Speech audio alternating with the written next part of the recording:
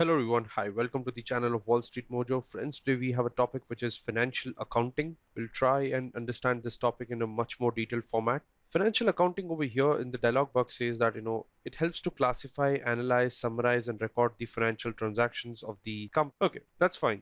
But let's get into more detail. See, the main objective of the financial accounting is to showcase an accurate and what we call as fair picture of the financial affair, of the fin affair of the company. So basically, to understand the fundamentals of the financial accounting well, first we should start with the what we call as the double entry system, that is debit and credit, and then gradually you should understand the journal and the ledger trial balance and the four financial statements. They have double entry system, then we have journal, ledger, trial balance, financial statement. These are all the part and parcel of it. Let's understand double entry system first over here.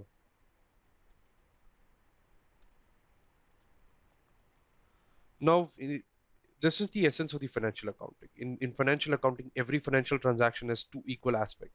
That means if the cash is what we call as withdrawn, that means if the cash is withdrawn from the bank and the company books under the double entry system, both cash and bank would get affected. Under the double entry system, we call this as two aspects of what we call as the debit and credit. Now, what exactly debit and credit is all about? So understanding debit and credit is quite easy. You need to remember just two rules. Debit is increase of assets and expense, and you can say decrease of liabilities and incomes.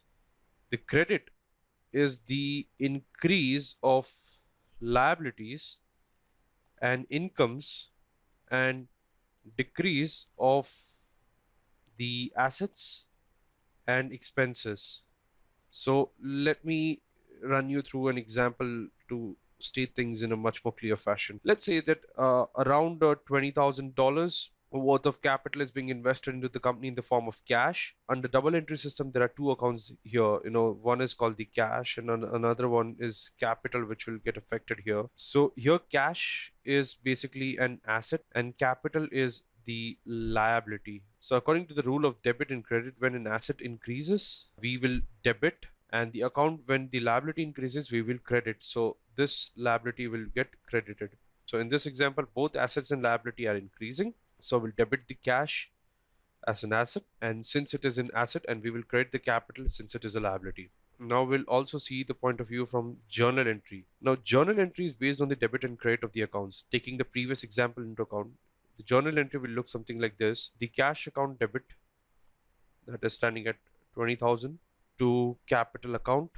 that is standing at 20,000. The ledger for the same will go something like this. Once you have known the essence of the double entry system, journal and ledger need to look at the ledger entry, and a ledger entry is an extension of the journal entry. So taking the journal entry from the above, we can create a T format for the ledger entry. It will go something like this. There'll be cash account, there'll be debit here, and there'll be credit here. So over here it will be to capital account, that will be standing at 20,000, and over here by balance CF, that will be 20,000, right? And in the capital there will be another account, that will be capital account, that will be debit, credit down the line here.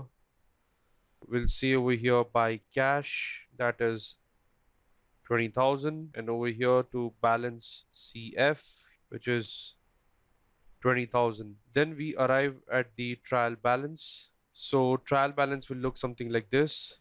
Cash account and capital account, there'll be debit amount, that will be a column of debit, and there'll be a credit amount. So cash account will look at 20,000 here, and capital will look at 20,000 credit account. So there will be total balance of debit and credit, which is going to be 20,000.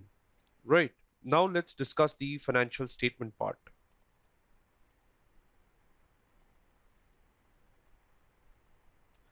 Now, there are four financial statements that every company prepares for every investor should look at. The first one is called the income statement. The second one is called the balance sheet. The third one is called the shareholders equity statement. The fourth one is called the cash flow statements. So let's understand them in a very quick fashion. The purpose of the income statement over here is to find out the net income of the company for the year, and we take into account all the financial transaction, including non-cash ones, to revenue and expenses analysis to find the profit for the year. Then we have a thing called balance sheet. Balance sheet is based on the equation of asset is equal to liability plus shareholders equity. And here's a simple thing that they follow, T table over here. Then we have the shareholders equity. Shareholders equity statement is the statement which includes the shareholders equity, retained earnings, reserves, many such items, and so on and so forth with the same. The objective of the cash flow statement to find out the net cash flow and inflow and outflow. The cash flow statement is the combination of three statement. The cash flow from operations or the operating activities, which can be computed like direct and indirect method of cash flow. Then there is a cash flow from the financing activity and cash flow from the investing activity. So all these non-cash expenditures and losses, they are added back and to all the non-cash incomes and are deducted to get exactly the net cash inflow, that is total cash inflow minus total cash outflow for the year. And the last thing I want to discuss is the accounting principle. Now see, as financial accounting is solely based on or prepared for the right disclosure of the financial information of the company, the statement and the statement and the reports of a company produces should be valid and credible. That's why companies need to follow certain rules as per the GAAP or accounting standards. So GAAP covers the basic principle of accounting that must be followed by the companies, and this principle should include the going concern concept, full disclosure concept, matching principle, cost principles, and many other to produce the most accurate and reliable reports for the audience of the company. However, the GAAP does not remain the same always. So GAAP is updated based on the complexities that arise in the world of account. That's it for this particular topic. Thank you everyone for joining the session.